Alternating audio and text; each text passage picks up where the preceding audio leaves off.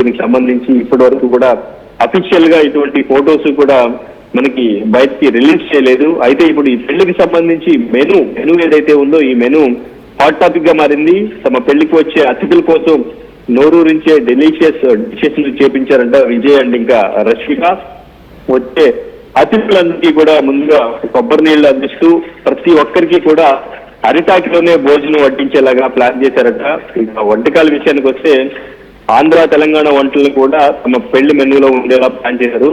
నాటుకోడి పులుసు, గారెలు, హైదరాబాద్ దమ్ బిర్యానీ, పచ్చి పులుసు, పప్పు అండ్ ఇంకా పాత్ బస్తీకి చెందిన కీమా సమోసా వంటివి కూడా మెనూలో ఉన్నాయి. అండ్ ఇంకా వీటితో పాటు రష్మిక తరఫున కూర్గ్ ప్రత్యేకమైన వంటకాలైనటువంటి కదం ముట్టు అంటే రైస్ బాల్స్, పాండి కర్రీ, నూల్ పొట్టు ఇటువంటివన్నీ కూడా నూడిల్స్ తో సహా అన్ని కూడా మెనూలో ఏర్పాటు చేయడం జరిగింది.